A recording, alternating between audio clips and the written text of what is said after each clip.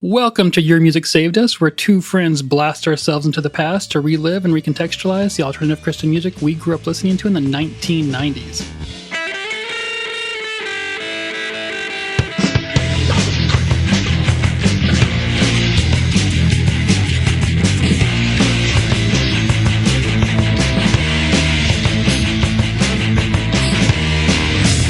My name's Clifton, I'll be your host this episode. Joining me is the first in a long line of man-eating, plant, vampire, ghoul things. Jay, how are you doing today? I'm great, Clifton. That was a great introduction. Thank you. Thanks. Yeah. What are we listening to this week?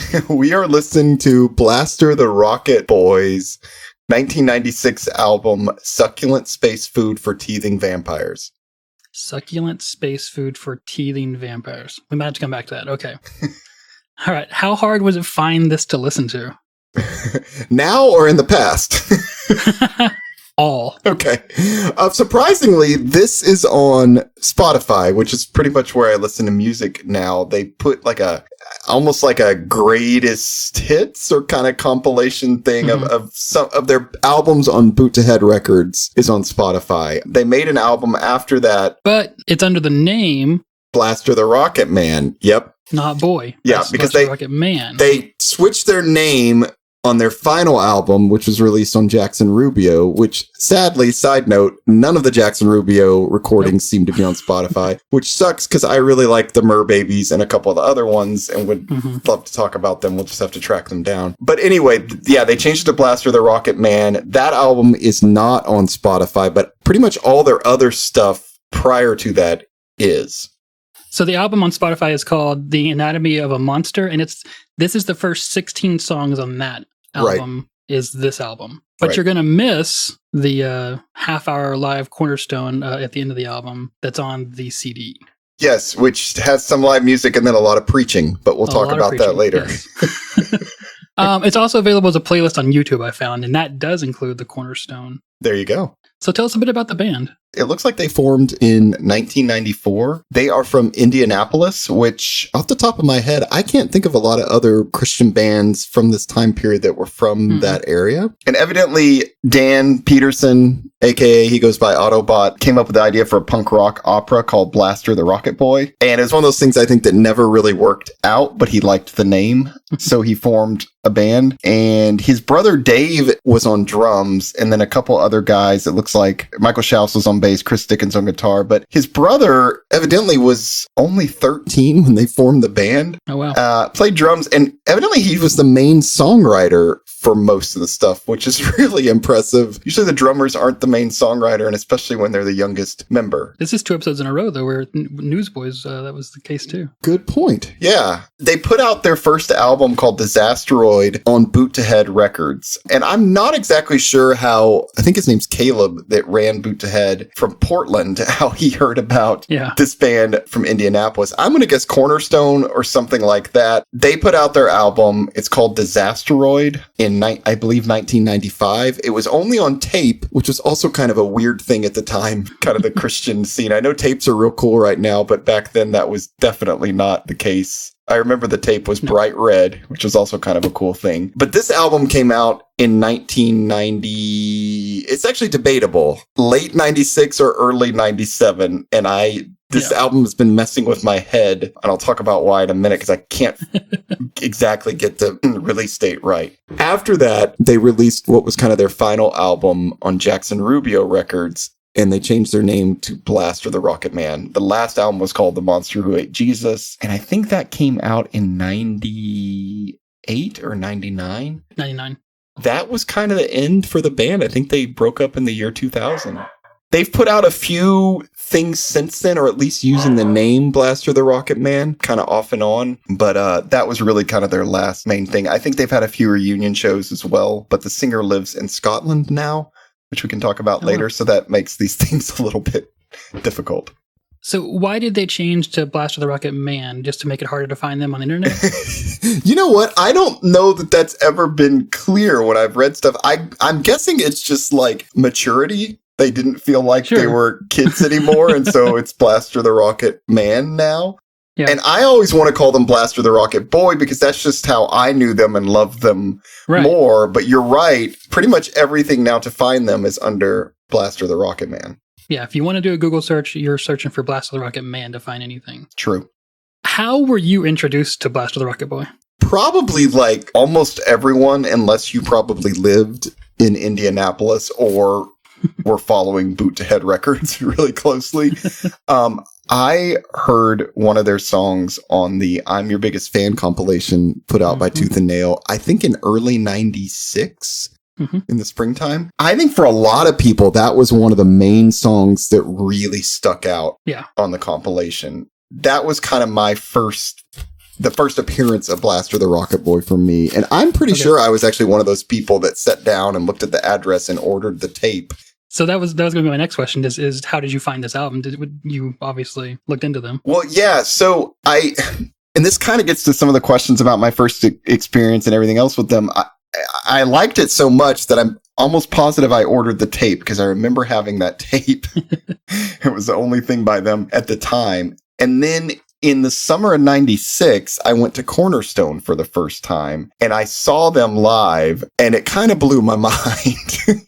Because they have so much energy. Yeah.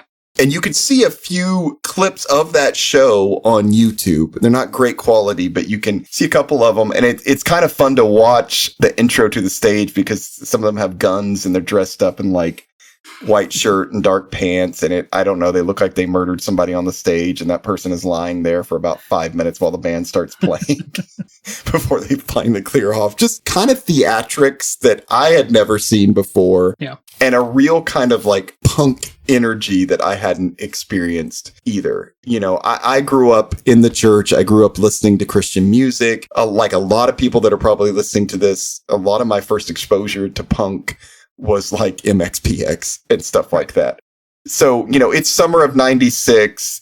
It's MXPX. It's, I think Goaty Hook first album came out around that time. I think there was 90 Pound Wuss. There's some bands like that, but this was like, oh wow, this was something different and just felt really, really punk. I mean, it was a different approach to punk than I mean, it's definitely a different approach to punk than even was popular on the radio at that time, which was pop punk. Right. And this is more like a hardcore, fast, raw, short songs. Yeah, it was like more of a throwback to like Dead Kennedys and the Misfits and it's stuff that, you know, since then I've heard, but at the time I didn't know any of that stuff and I'm just kind of, my mind was blown. Plus they're talking about monsters and aliens and it just, you know, all kinds of stuff like that. So it was just like, to me at the time, cool on multiple levels. So I kind of want to come at that maybe from two different directions. Do you have any memories about this album at the time? What anything stand out to you? And / did you identify with kind of the horror tropes in this at the time? So at first, the one thing that's driving me crazy is like I said before, I can't get it straight when this came out because I could have sworn I bought this CD after seeing them at Cornerstone, like while I was there. After listening to it, definitely the hidden track at the end of it is part of the show from Cornerstone 96. Because you can even watch on YouTube and it's literally the same thing. So I'm scratching my head. But it says it's Cornerstone 97. Then I really don't know then. Yeah, I don't know either. I think it's 96 because that it much more fits with when I thought the album came out. I mean, the album says it's published in 1996. Okay. So that makes me feel better. Yeah. So I just remember really enjoying this. I think part of me liked it, though, because it was a little bit obscure. This was not something you're picking up at the Christian bookstore. It was pretty much you had to mail order it. I don't know that Boot to Head had any real distribution in any of the normal places we bought this music. And I don't think again, growing up in like the city I grew up in, we didn't have a great record store. So it was like Best Buy or the Christian bookstores or another bookstore called Hastings. And I don't think any of those had this. So I think I kind of liked that it was a little bit obscure and that made it almost seem more punk rock. Yeah. As far as the horror stuff, yeah, I enjoyed it. It wasn't something I was super into, but I wasn't against it either.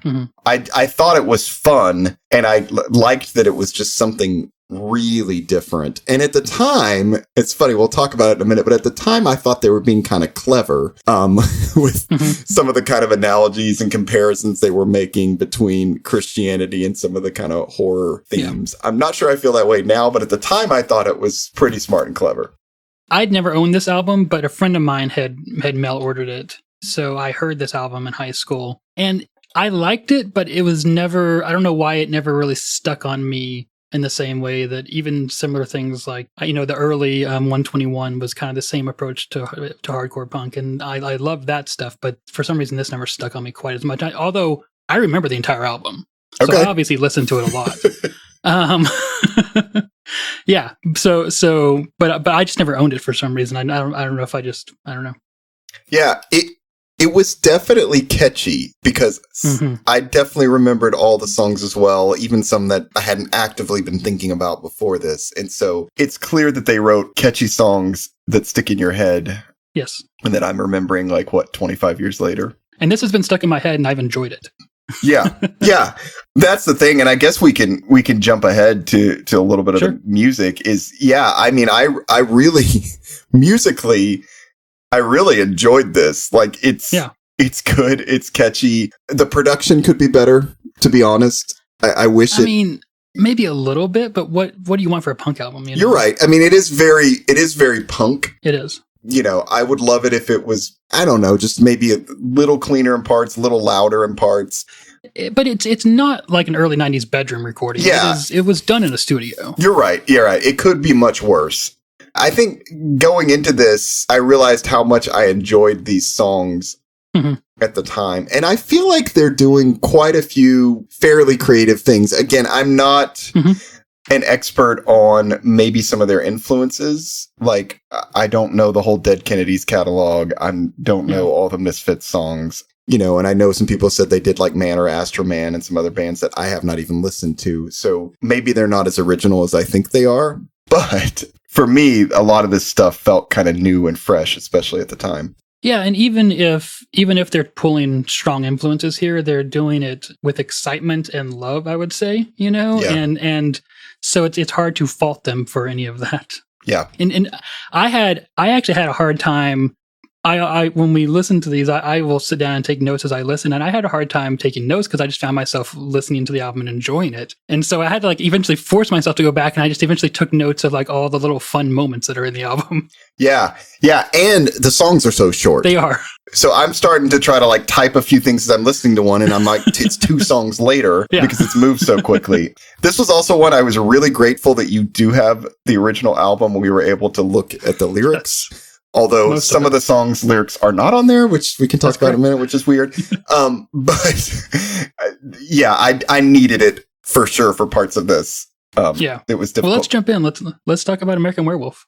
I think this is a good way to start the album. I think it kind of fits with the theme, and it kind of has a few different parts to it. In fact, I noticed that on a lot of their songs that they kind of shift. And it works most of the time, but the songs definitely seem to have different components. Almost like movements, yeah. Yeah, that's a good way to put it. This one's kind of like a weird mashup. You've got these kind of jangly guitars to start off, then a more distorted chorus, and then kind of after that you get these death metal style vocals that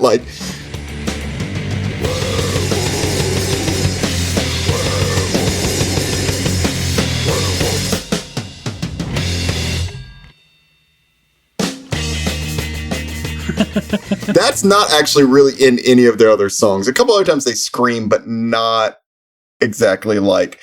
I took it as a growl, more with a horror kind of influence than a death metal type thing. It's very kind of low and guttural, though, right? Versus some of the other times when he's screaming. And that's one thing, and I think we'll come back to it, but I think the vocals in this band are really what make them. I mean, honestly. Very much so. His vocal style is again, I think he's ripping off a lot of influences, but at the same time, it's very unique for the Christian scene, and he does a really good job with it. He's kind of all over the place, but sounds good at almost every point. And so I think we'll talk about that more in some of the other songs, but that is one of their strongest points. Yeah. I think if you had a different singer, this would not be the same band. No, not at all. And that was one of my kind of what I have written down kind of later on in my summation of the album is that it's the vocals that kind of make this album. He's so good at making moments, like I said a moment ago, is that he kind of creates the hooks with his vocals in this album. And like you said, he's all over the place. In this song, he's anywhere from like a shaky horror voice, to the death metal growl, to at one point he's kind of just screaming into the void. I wrote down, and it really creates these really memorable moments that just stick with you, and they stick in your head, but not really in an earworm type way, just in like a that's fun type way. Yeah, and I recommend watching some of the footage on YouTube because he pulls it off pretty well live. Both sonically, like it sounds good, but also like he's just got the energy there. Like you listen to this and you know that the singer is not just like standing still or sitting in a chair, like doing it. It's very energetic, and it's definitely the best part. Yeah, talking about the lyrics of this song a little bit, and I noticed this when I kind of dissected this album. I had not noticed this when I was a kid, but going back through it, there's a little bit of a pattern for a lot of the songs. At least for me, is I enjoy the lyrics for about the first half of the song. And then it shifts and I'm like, huh? I think the thing that I thought was clever when I was younger, now I'm just a little bit like, I don't really know if this works so much. So case in point, this song, he starts off basically first person, like essentially talking about being a werewolf. I guess I can read some of it because these lyrics aren't that long, but I'm a suit and tie guy by the day and the night, but when the full moon croons, I start to sweat and to swoon. And he says, my teeth are getting long, my ears are getting pointed, I'm sprouting all this hair and my knees feel double jointed. And he kind of moves in the chorus, I don't want you to see me spill blood, I don't want you to see me eat flesh. Which comes off as spill blood. Yeah. Eat flesh. Right. Which is, I mean, that's what makes them great. Yeah. They have a lot of really catchy parts. And then he's just screaming, I'm an American werewolf and all that stuff. And it works. It's fine. I like in a minute how he compares. He says, lock me in a cell because I don't want to kill again. He says, capitalistic, cannibalistic. I can't tell the difference. It's a selfish death wish.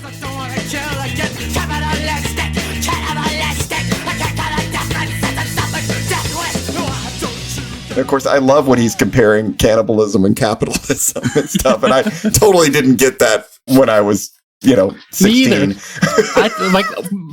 We're going to do this a lot in this album, I think, is just hearing lyrics wrong. Right. I always thought he just said cannibalistic twice, but he doesn't. He says capitalistic, cannibalistic. I can't tell the difference. Yeah. Yeah, exactly. Yeah. I didn't know he was saying that either back in the day. And so I really like that. And then it gets weird because it kind of goes, what would you call it? Like a bridge or something? He kind of changes pace in the song and basically says, cursed is he who hangs on a tree. Jesus became a curse for you. American werewolf, you got to eat his flesh, you got to drink his blood. Yeah. He shed his blood to cover you. And okay, I get the like, you got to eat his flesh, you got to drink his blood. I guess that's kind of clever, but this felt like more like we want to have a song about a werewolf. Werewolves are cursed. Curse. Jesus became a curse. Like, oh yeah, that'll work. That's how it felt. To me, looking back, I don't know. What's your take on the lyrics on this one? I thought it was more so here I wrote exactly this. The turn from horror movie to proselytization isn't as artless as it might seem to someone who's never experienced Blast of the Rocket Boy. Because it sounds cheesy. Like, if you just explain to someone what happens in the song, it does sound very cheesy, but it works. I mean, like, if you just read the lyrics, it is cheesy. And that the whole spill blood, eat flesh turns into drink his blood, eat his flesh is disturbing, But in the song, it works great, I think. I don't think that even though they have a lot of lyrics, they have a lot of lyrics, by the way. There's so many lyrics in their songs, and they're good, but I don't think that this is the kind of band that is sitting down and crafting lyrics on the side. I think that the lyrics are written to the song. Yeah. Because the cadence, the tempo has a lot to do with why everything works for the vocals. I think there's an artistry to it that if it was lacking, it would come off as grating, but it doesn't to me. Okay. I see what you mean. Yeah. And you're right. Reading the lyrics without hearing the music is a different experience from hearing them in the song. That's not always true for every album, but this one, you're really right. I still find myself singing and humming along to a lot of these songs. Yeah. even when when I start looking at the lyrics, I'm like, this is kind of cheesy, and really, I don't even know if this works. Yeah. But in the song, it makes sense. I had to, especially this song, I had to read through the lyrics several times with him to understand what lyrics were what pronunciations. It's not always obvious. I mean, sometimes you can understand what he's saying just fine, but sometimes it's more of an instrument than it is a lyric. But even then, they work. And I think overall, it's done well in a vein that could have been horribly or received horribly and done horribly if someone less artistic had approached it. That's a really good way to put it. Yeah, because again, reading these, when you hear it, it comes across much better than it does on paper. Yeah. So I wanted to talk about some other songs. So we're skipping a few, but I didn't know if you wanted to say anything. Like the second song is it's called X-Wing Fighter. It's about Star Wars. Fun. Listen to it. It is fun. Yeah. And I will say, just to give them a little credit, this is 96. I feel like this is really before, the Star Wars craze picked back up again. Mm-hmm. Not that people didn't like Star Wars back then, but I think the re-releases had already begun in theaters. The remastered re-release, right? But none of the new stuff. No, the first one was 99. Yeah. The next one's "God for Youth." That's really short, and it says the song is in reply to a slogan I saw on a Fight Records T-shirt. And by the way, on the album, those two songs are scrunched into one. Yep. The X-Wing Fighters, and the one about Star Wars, and the "God for Youth." And it's still a short song. Yes, it is. Time Machine is also another pretty fun one. And I think they say destroy, like, what does it say, 60 times on there at the end, which is nice. And then one more, MRR stands for Maximum Rock and Roll, the punk magazine. And I think they wrote this kind of as maybe a rebuttal to maybe a review they got in that. I'm not exactly. In the album, it says, "This song is about what it's about and should not be taken as anything else," something like that. And then they say, no offense to MMR and thank you for the review or something like that of one of our songs. Yeah. Yeah. Let's talk about Time Machine, though. This is a great song. Okay. Take me through it. Yeah. What'd you like about it? So it opens with kind of this guitar, kind of with like a tremolo, like.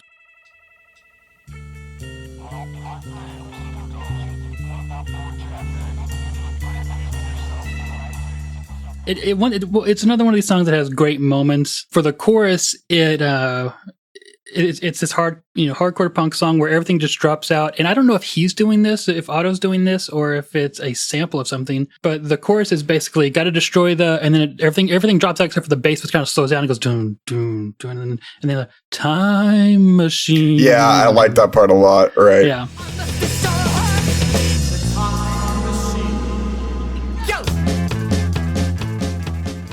And that's honestly, that's kind of the first half of the song is just like this, this back and forth between this really fun verse, which has like some great bass lines and this really short chorus.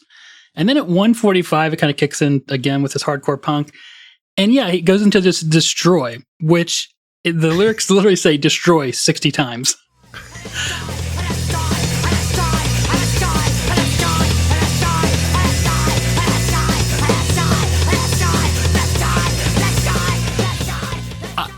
When I was a kid, I didn't think this was just the word destroy 60 times. I always heard it as kind of this morphine thing where he was saying like, let us try, which kind of morphed into let us die, which morphed into destroy. And I even hear that after reading the lyrics, honestly, because he pulls every letter out of the word destroy as he just screams it at the top of his lungs over and over again. Yeah. And honestly, you would think hearing it 60 times would be terrible, but it's actually not. Pretty fun. No, because every time he says it is, when I say morph, he is morphing his vocals from one pronunciation of destroy to another. And like I said, he is pulling everything out of it that he can find in it. Yeah. Until eventually at the end, he kind of goes into a destroy, right. Kind of a robotic voice, almost like a Dalek. This is the one they end with some kind of weird sample of like little kids at the end. Yeah. It is a really good song, and it's one of those that I don't necessarily think the lyrics are particularly spiritual unless I'm missing. I didn't see anything. Yeah, something they're getting at, and I think that works really well for them. Like I wish they had some that were less kind of hit you over the head with stuff. I mean, even the Star Wars at the end, they start going back to Jesus a little bit, and I like the songs when they don't do that. And there's not very many, honestly. Almost everyone switches back to kind of spirituality. And so this one is pretty fun just because it doesn't. Right. Yeah, I agree. One I wanted to talk about that is not one of the best songs on the album, but I just was like, what the heck when I saw the lyrics was Ghouls of the Night. Yes. I mean, I'll just read them because it's that short. First off, this is not, like you said, not one of the best songs on the album. It's a good song, and it's a great kind of for having in the background. I think it's one of those great like background punk songs. And it's got kind of a Misfits, kind of Elvis-ish vibe to it. It's slowed down a little bit from some of the other ones. But, and again, I think you're right. You can definitely tell these lyrics were written after the music because it just matches up to what they're doing so well. But, he says, see the little boy, little 5-year-old, dressed up like the devil himself, pitchfork, red horns, black cloak, adorable, adorable, adorable, ghouls of the night. And another one is little girl dressed. Ghouls of the night. Yeah. See? Sketchy. Yes. The other one is little girl dressed up as a witch, good witch, bad witch, which witch is which? How much of this distorted view will we subject our children to? Ghouls of the night. And then they sing Hollow at the end, which I'm not exactly sure what they're getting at. Me either. With that, other than it's fun. It sounds great in the song. It does. Maybe it's just like a hollow point of view, or I don't know. But so this is one of those too that when you read the lyrics, you scratch in your head because I'm like, okay, your whole album is about vampires, werewolves, everything else. Yeah. But you find it very offensive and wrong that kids dress up as a devil or a witch. Like I'm having a hard time with this. Yeah, and that's what I was like, wait, does this song not like Halloween? I was very confused. Right, like this, of all bands, you think they would love Halloween. Yeah, because it's not just the song lyrics, it is the artwork. The name of the album is Succulent Space Food for Teething Vampires, and there's a painting of a vampire in space, Yeah, and then the one of the band members, like, they look like different kind of creatures. Yeah, it's a drawing of them with kind of, so effects, I'm having a hard time with this one, honestly. Maybe it's the fact that it's children. I just don't know and understand. Right. I don't know. So if the children were dressed as werewolves and vampires, would that be okay? Like, I'm just... Yeah, it's a good question. What the thing is here is the problem that it's parents or adults forcing something on children who aren't at an age where they can understand, or is it the actual topics of being dressed as specifically noted in the song, which are witches and devils? Well, let me just add a point to it, and I hope I'm not skipping ahead, but let me just read the important note that is included in the lyrics. It's literally at the end, and it says, important note. Yes. And it says, I would like to say to my Christian brothers and sisters that even though there is a prevalent sci-fi/horror theme to our songs, we do not necessarily recommend that you entertain yourselves with this genre, or any other for that matter, of media. We do strongly exhort you to put reading and meditating upon God's word and spending quiet time with him in prayer as the foremost priority in your life. We hope that you will observe secular media with discernment and a prayerful attitude and take seriously as we do God's command to keep yourself from being polluted by the world. This will in no way hinder your creativity or talent. Rather, it will sharpen and nourish them for God's glory, and as we hope is evident in our music. So it also kind of struck me as like, we like horror stuff, but we're not saying you should. Maybe we shouldn't either. I have this noted later when I'm talking, when in the packaging section of my notes. But yeah, this is very confusing what's going on here, because I don't want to say that this album is a celebration of horror movies, but there's love. I mean, this is done in love, obviously, Right. And so there's a real appreciation for horror movies and this kind of stuff going on here that I don't think you can separate from anything. I mean, it's inseparable from what Blast with the Rocket Boy is, right? Yeah. Yeah, and so I was very confused by that, I don't know if this is an exhortation to be careful, or if this is saying don't be like us, or it's very confusing. I agree. So... Yeah. Let's talk about the next song, First in a Long Line of Cute Robots. And I'll say, some of these I know what they're referencing, like Time Machine is that H.G. Wells story. This one I don't know. No, me either. And I don't know if this is just something they came up with, or if this is some reference I'm just not getting. The reason I wanted to talk about this one is this one was another one that I thought was pretty fun. I really like the way he does his vocals on this. Mm-hmm. And he just says, "Oh, yeah. Oh, baby, what do you say we go back to my planet? I'd like to show you my prosthetic attachments," which I think is a really funny line, and it works. He does it much better than I'm saying it right now. And it's just kind of a catchy little fun, kind of poppier punk type song. Mm-hmm. Lyrically, and I'm curious if you picked up on this or what you thought, I was curious about when he says, program your choice just the way we planned it. Wacko, wacko, wacko, wacko. Like, is this, are we talking about abortion? Like, what? I don't know. So that is, first off, I just don't have enough. Well, we do actually come back to the abortion thing here in a few songs here. Mm-hmm. I have almost no familiarity with cult horror movies, so I have a really hard time understanding what is a reference to that and what is not a reference to that, honestly. The wacko wacko, so the chorus is wacko wacko, activate the robots. Yeah. And that seems like a reference, right? Wacko is very, is all through the song, and so is the program your choice, and so is the prosthetic attachments. Those are three things that kind of repeat over and over again throughout this song. And I have no clue what it's referring to. I mean, the best I could come up with is Borg, and I don't think that's the correct answer. It's weird. I do like the wordplay. I like that they sound a little bit naughty there, talking about prosthetic attachments. I kind of wish we would see more of that from them, but obviously that's not like their focus as a band. This song is 1 minute and 35 seconds, and it is not the shortest song on the album. It is not the second shortest song on the album. Yeah. That was the thing. I mean, I think, aside from the last song, which has a lot going on, I think one of the longest songs is just like 3.5 minutes long. Okay, let's talk about a couple more. So, I'm Only Humanoid is the song that was on the Tooth and Nail compilation. I think they re-recorded it.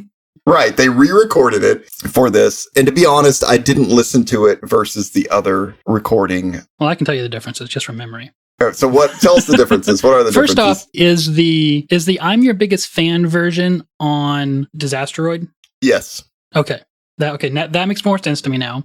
They do have a tendency to re-record their songs. You can even see that on the songs which are on The Monster That Ate Jesus. The biggest difference of this version is the one that's on I'm Your Biggest Fan. The compilation has an intro that's kind of horror movie-ish, sci-fi-ish with some sounds and noises, and this one kind of just starts off with with like a ska type guitar, and then it just go straight into the song, whereas the other one has more of an introduction to it. And there's a couple moments in the song where the I'm Your Biggest Fan version, I guess also the Disasteroid version, will pause for a few seconds and do something weird, where this one it's a straight through punk song. Yeah, this one does seem more sped up and just kind of powering through it. This is another one that kind of has that shift lyrically in it, where I'm only humanoid, and at the end, like, he's talking about lost in space, gone without a trace. I have to seek your face. Oh, we've turned to God now, all this kind of stuff. And then he rhymes face with what? I need your grace. Yes, face with grace. No one has ever done that before. Yeah. And at the end, keep my mind stayed on you. Again, we have that kind of, I don't know, we can call it the blaster shift or something, where halfway through each song, we seem to kind of shift to God. And you're right. Lyrically, when I read it on here, it's like, ugh, but in the song, I don't know. Yeah, it's fine.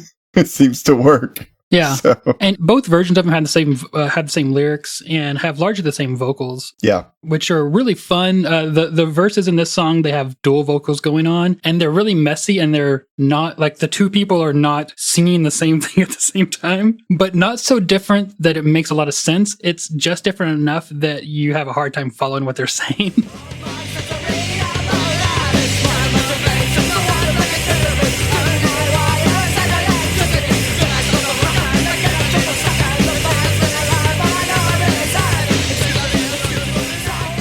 Right. Which is not bad. It introduces this fantastic chaos into the song. I think this song was re-recorded, and I'm just looking. I think the next song, King of the Beach, was. Am I right on that? Yes. And then Vac You Suck, which is in a couple songs as well, were all kind of re-recorded from the Disasteroid. But yeah, it's really fun. There's some great moments in this song. Obviously, it's one of their best songs. Yeah, it's one of the most memorable songs. I'll say that. But even on this album, it doesn't. There's other songs that stand out more than this one. Even though you might go into this having heard that song because you just listened to "I'm Your Biggest Fan" and ordered this album because you found it there.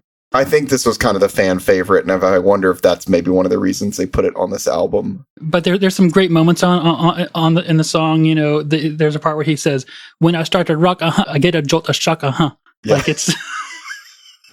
And I had no idea what he said till I read the lyrics, right? Yeah, and you know, I said I'm only human, but I'm only humanoid. There's one part where I swear he says stupinoid, but I can't find it in the lyric sheet. And he does a pretty good job of saying all the. So every time they go through the chorus, there's slight variations to the chorus, which are really clever and work really well. Although I don't think we're gonna go into all of them here. It's one of those things that makes the song kind of just chaotic and fun, and just a great punk song. I agree. And then there's that classic "Lost in Space."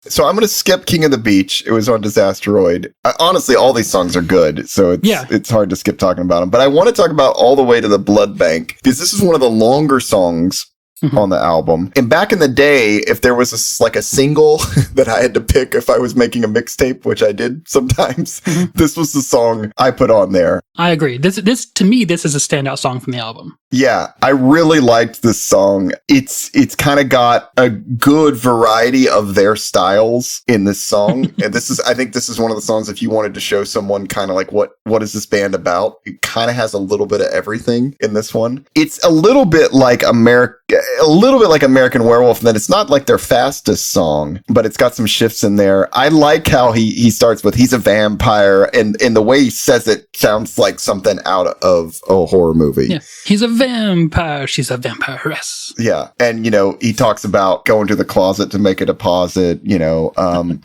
wanting blood, all this stuff, going to the blood bank, I really... The chorus is basically deep, deep, deep in my teeth sank. And he's laughing about it, basically. With the right. All the way to the blood bank. I love the part when he says, kind of in the middle of the song, I beseech the leech. This is one of my moments in the song. Suckle me, suckle me, suckle me. So good. Right. Yeah. The lyrics are fun. The delivery is really good. And he gets kind of like, I don't know how to say it, but he does kind of those like goat style vocals. Like,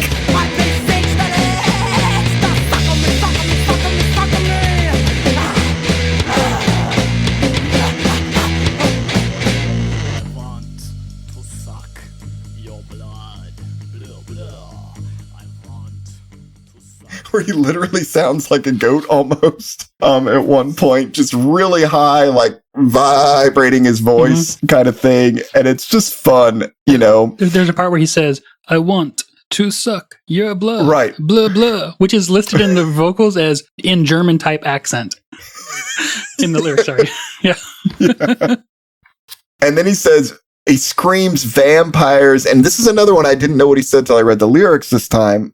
Empires, vampires, and then he screams expire. And I love how he switches to kind of spoken word, like, there was so much blood. I've never seen so much blood. And then he starts back into kind of the beginning of the song, the same style. So you've seen them live. He does that live in his voice. It's not like a I think so, because if you watch the other footage, he's doing pretty much all of it. Yeah. Okay.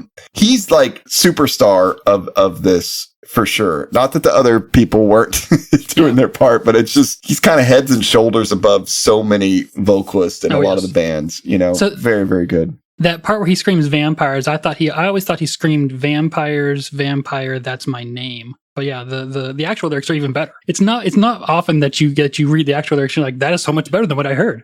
I don't really get the turn on this one to Jesus. I do get some of it. He says, make no mistake, it's not a wooden stake that'll end this curse and put this ghoul in a hearse. What can wash away my sin? Nothing but the blood of Jesus. Okay, I get that. But then deep in. The turn there was almost clever, by the way, because those two lyrics, you know, where he says, make no mistake, it's not a wooden stake that'll end this curse and put the ghoul in a hearse. So that part's great. But then the next line is just from a hymn. Because he says, what can wash away my sin? Nothing but the blood of Jesus. Okay, fine. But then he says, deep in, the two-edged sword sank as it rips, shreds, tears, cuts, sliced, sever me from the blood bank. The cross of Christ, his sacrifice paid the price. So is he saying the blood bank is just regular humanity or our sin? Or?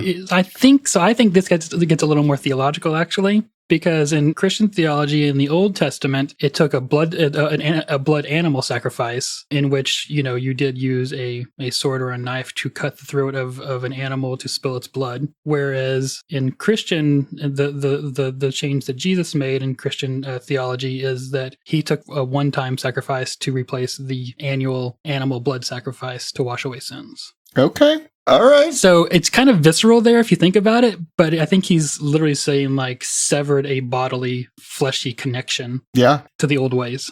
All right, then it works more than I thought. Yeah, but very visceral. Like it's not holding back. This is a great song. This is definitely one of them. If you're only going to listen to a few, I would definitely listen to this one. Yeah. Vacuum Suck, we talked about for a second. It's on the other album. Voltron is one I wanted to talk about, but the lyrics aren't here. Nope, you had to write in for the lyrics. Yeah, they don't fit because there's so many lyrics. And I don't know how they decided some songs' lyrics deserve to be on there and these didn't. Like, I probably would have left off I'm Only Humanoid just because that was on their other one. Yeah. So, but anyway, I just thought Voltron was a fun song, because it references Voltron. Mm-hmm. And I really like kind of the team vocals with like the male, female parts and kind of the back and forth.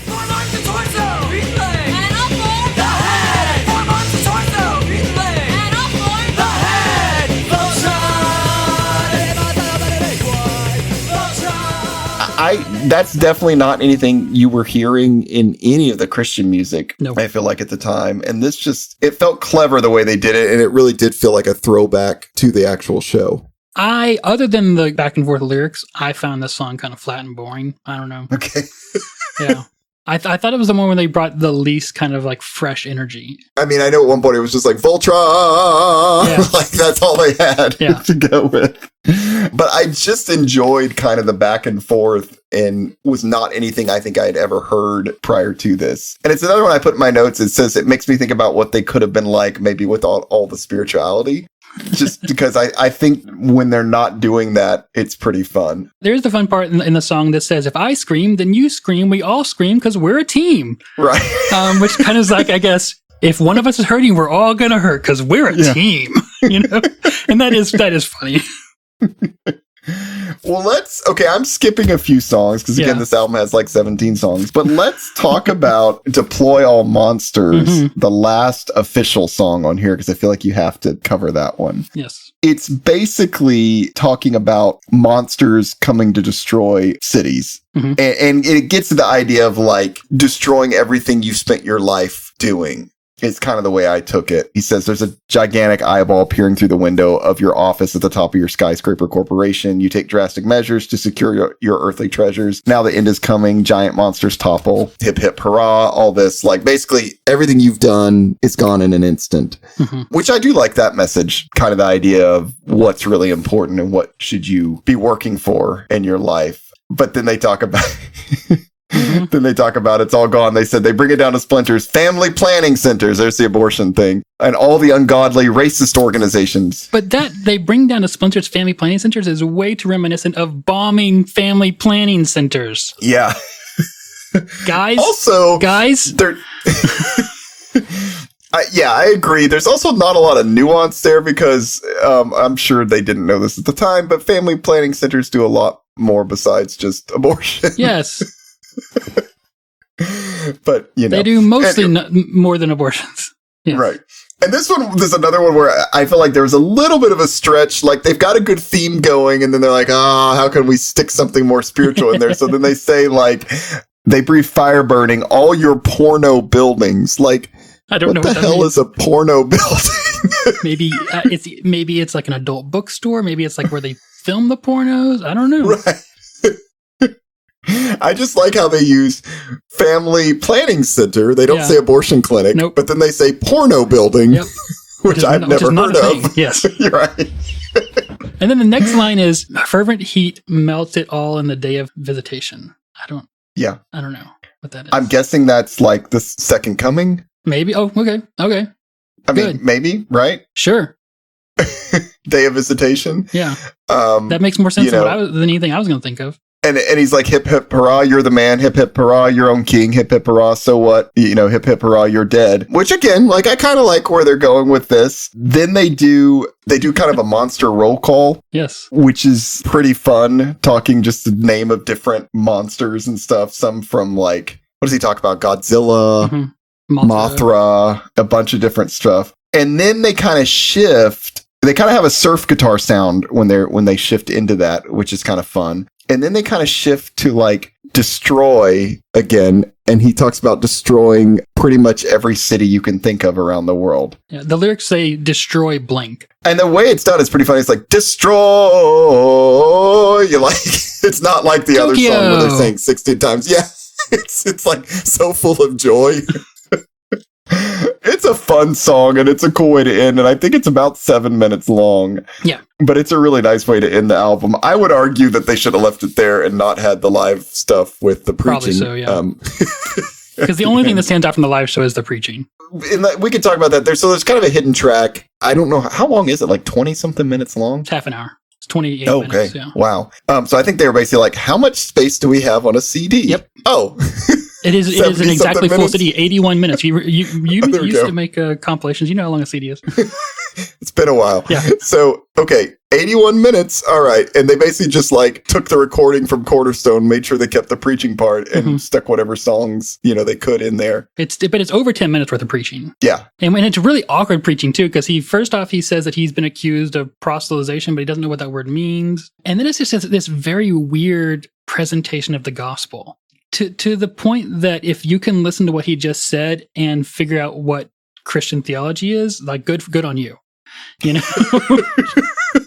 So to kind of add to that, in the lyric sheet, the first thing, if you open it up and you're reading from left to right, the first thing is they use a quote from Greg Ginn in Black Flag, basically saying like, I don't want to be a band that plays to what the audience wants to hear. I want to present them with something different, kind of justifying what they're about to say, which is like the gospel message, essentially, which they take like 5 or 6, 7, 8 paragraphs to do. I mean, it takes up a decent portion of the lyric book. In 8 columns for the lyric book, the opening thing takes 2 columns, and that important note takes up the last half a column. Yeah. Right. They could have stuck those lyrics that they cut out in there had they not put that. But, they're definitely, I don't know about you, but I remember back in the day, there seemed to kind of like a division with Christian bands. There were the ones that like proselytized, and there were the ones that didn't. Yes. And this was definitely one of those bands that did that from stage. Yeah.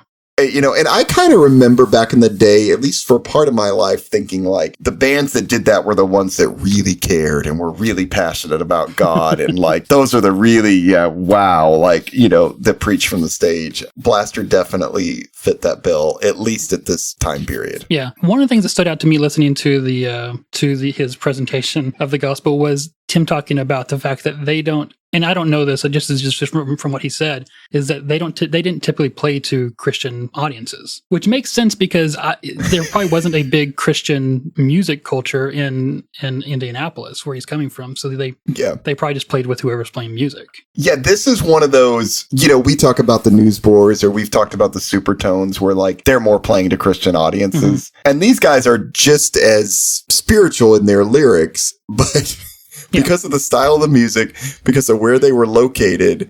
Yeah, I think you're right. I doubt they were playing just a ton of churches. Yeah.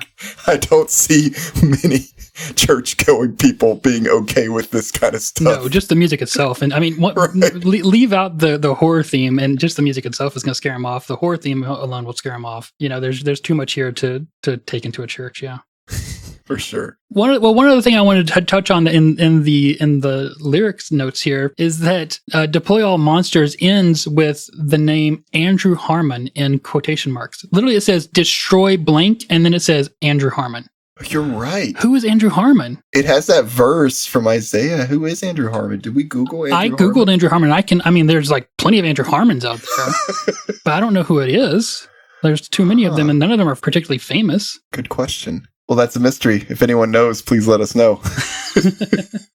Overall, what do you think of the album? Yeah, I like it. I kind of knew I would. It's one of those I've liked enough that I've revisited since then anyway. Not a lot, but some. I think I probably don't like it as much as I did back in the day. Sure. Because then it was brand new. It was super exciting. And like I said, the lyrics, while they worked in the songs, like when you're listening to them on paper,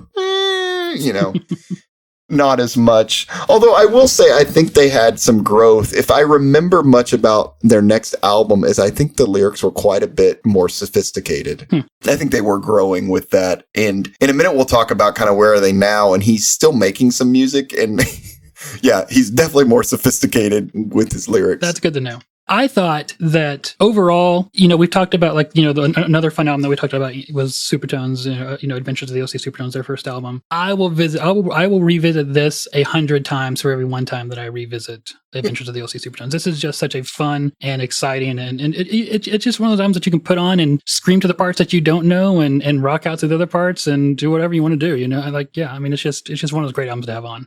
Yeah, I'm with you. And it's still pretty unique. Yeah. I mean, I know they kind of wear their influences on their sleeve a little bit, they do. But they put it together in a pretty clever way. It's pretty fun. It's hard to, if you didn't hear this at the time, it's kind of hard to explain what it was like, but it was just kind of mind blowing. Like, what? There's this Christian punk band that's like, it's definitely Christian. I mean, look at the lyrics and stuff. There's no question about that, but they're really punk. And they've got these crazy vocals and stuff going on. And they've got kind of a horror monster theme. Like, what? Yeah. It was mind blowing back in the day and really fun. They also kind of, just one other thing that I was meaning to say earlier, they to me kind of felt like, what's the right way to put it? A band that, if you were a fan of them, you were a little bit more legit in the scene or cooler or something. Do you know what I'm saying? There's certain bands that even today, everybody has them that like, about Blaster? Oh, okay. Yeah. Wow, you're cool. First, you had to seek it out. Right. It wasn't at the bookstore. And so you either, once again, were following what Boot to Head was doing, which was almost impossible, or you found them on I'm Your Biggest Fan. And remember, there's not really internet at the time. No, this is 96, yeah. I mean, there was internet, but Tooth and Nail didn't have a web page at this point, I don't think, for example. Let's talk about the packaging real quickly, and then let's do kind of a few thoughts. And speaking of Tooth and Nail, don't let me forget, I want to come back to that. What did you think of kind of the packaging overall? I mean, it's wonderful. What I wrote specifically here was, after a few episodes of honestly lazy and mostly artless approaches to music, it's good to see someone take the art of music and publication seriously. Good. Nice.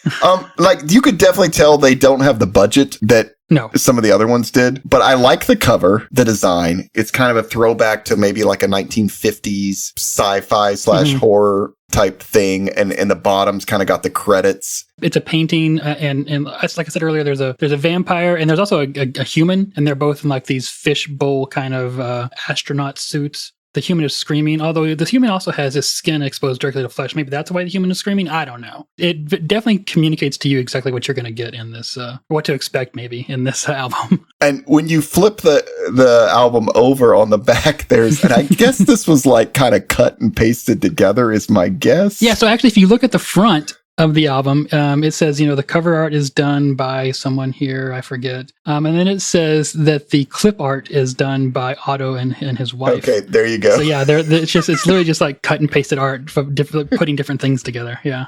So they've got looks like a little toddler head inside, basically like a hood thing on that. Yeah, a toddler that was wearing a hoodie that also has like the spikes down it that like a dinosaur would have or Godzilla. Yeah, and they cut and pasted it on Godzilla. Yeah. Yeah. And there's also some more of that inside on the thank you page, where this toddler in the Godzilla outfit is cut out really huge compared to another family that's sitting there. Maybe, yeah, is that Elvis? I don't know. An Elvis, maybe it looks like impersonator. Yeah, maybe it's really Elvis and some girl crying. I don't know what's going on. It's a little weird, but it's fun. It's very, very punk. It's very kind of like clipped together, put together. It's not bad at all, and it works really well for what it is. Yeah. My only complaint might be that the kind of 2 or 3 pages with the actual lyrics is that they're really small. Mm-hmm. They are.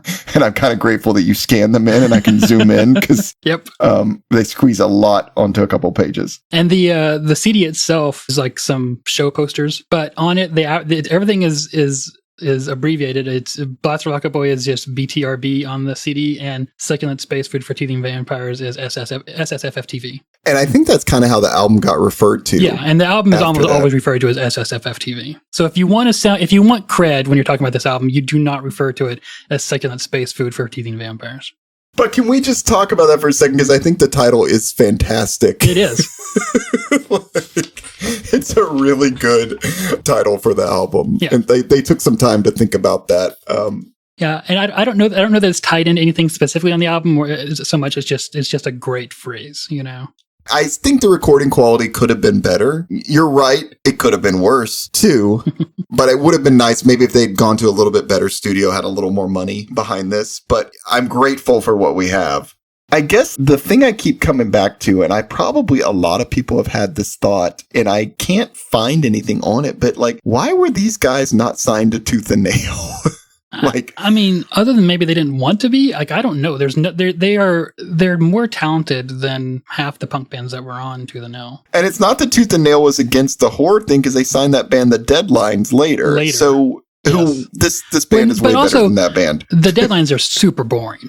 Right, that's what I mean. This band is like significantly better. Yeah. Like this band is better than a lot of the bands around at that time. Yes. In fact, I'd maybe say most. And so I don't know why did Tooth and Nail never offer. This is like when you think back on all the bands at the time that like should have been or were not on Tooth and Nail. I think aside from maybe Five Iron Frenzy, but I think arguably this is the one that kind of comes to mind the most of like, what? Yeah. How did this never? That at the very least should have been on anything that had actual distribution. Yeah. Other than that, I don't know what to say because, Boot to Head maybe probably gave them, it's probably all independent. So, they're just literally publishing the record for them. But so was 5 Minute Walk. They weren't like holding a bunch of things over these guys. I mean, there were plenty of independent Christian or even non-Christian record labels out there at this point in time that had real distribution. Yeah. That you didn't have to sign contracts with or whatnot to get an album out. So I don't know why they chose Boot to Head. It's very, maybe we can talk to them one day and find out. But it is curious. And they moved to Jackson Rubio later, so it's not like, they maybe had a ton of loyalty.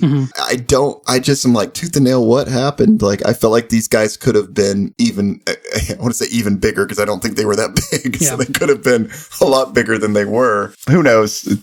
So, Jay, where are these guys now?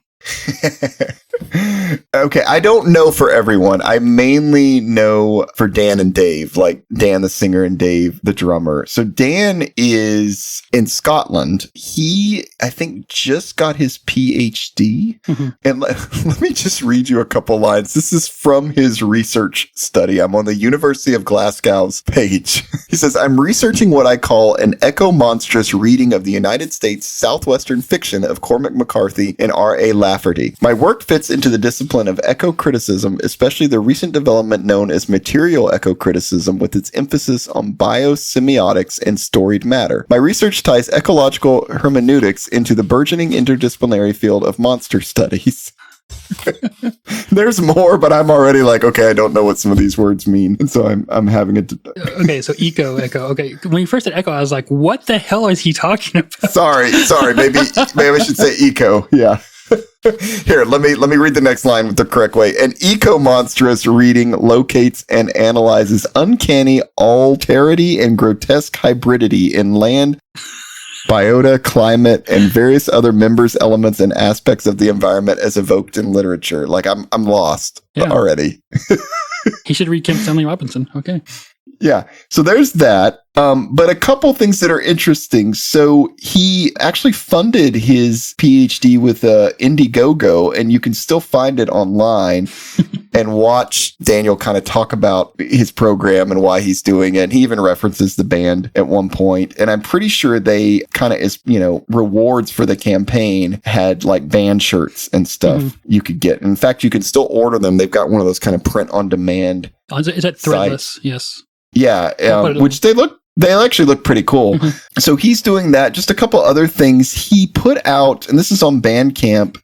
So I don't know. I'll just tell you, I don't know what this is. It says LEM Volume 20, October 2010, and LEM stands for Laminar Excursion. And it said it was Laminar Excursion Monthly was a 2010 3-inch CD subscription service from Crossroads of America Records and Flannel Graph Records. I know one of the other ones on this was Damien Gerardo, so It's like all over the place. But this whole thing on this one is Dan Autobot. He's got Voice of the Mysterons, which was another band he did maybe in like 2004, 2005 when he got to Scotland, that you can also listen to on Spotify, that's on Boot to Head, that basically sounds a lot like Blaster, just maybe a little more metal.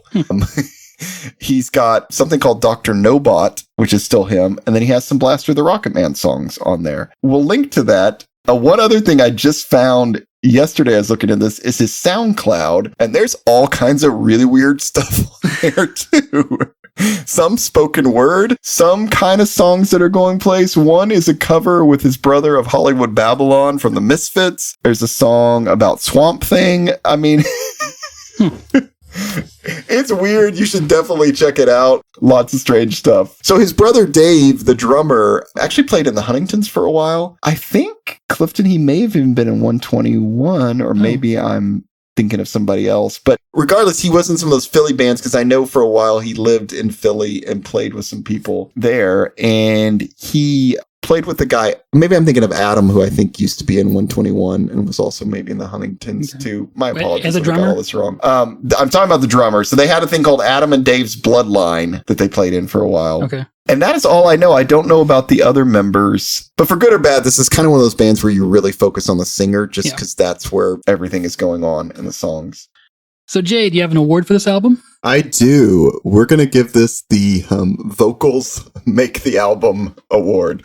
Very true. Yeah, this would be a different album with different vocals. I was actually a very different album with different vocals. Right. That's for sure the strength of it. And I know you said you messed with a song, right, and took out the vocals. Yeah. And yeah, so I always take out vocals and looking for something interesting to use as kind of the intro and outro music. And I did it for every song on this album just because I was curious. And I listened to the whole album again, just music, no vocals. And for some of the songs, I listened to just the vocals and with no music. And it was very interesting. The music kind of varies, where some songs are pretty boring, but some songs are more interesting. And the vocals just sound completely out of place with no music, to the point where I could see the vocalist being embarrassed to listen to them. Like if that was the only track playing type thing. Right. But yeah, it was very interesting to listen to them separately. We got it. All right, so Jay, what are we doing next episode? We are listening to Loudflower's 1996 album, Happy Now. Awesome. And I'm very curious, because I do remember this back in the day, like seeing it, but I don't know that I ever heard it. I definitely never had it. And as you've said now, it's really hard to find now. So this will be fun. Yes, it is almost impossible to find now. I could have easily missed this back in high school.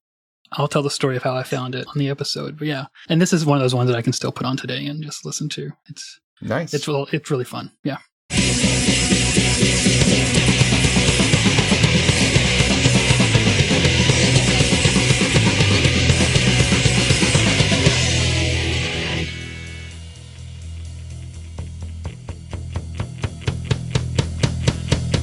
Thank you for joining us for another episode of Your Music Saved Us. If you enjoyed your time with us, please leave us a review or share this episode on the social media of your choice, where you can probably follow us at Your Music Saved Us, or email us at yourmusicsavedus@gmail.com. The music in this episode is the work of Blaster the Rocket Boy and is used with apologies, not permission. You can purchase Blaster the Rocket Man paraphernalia on their Threadless store, which we'll link in the show notes. Thank you. Thanks.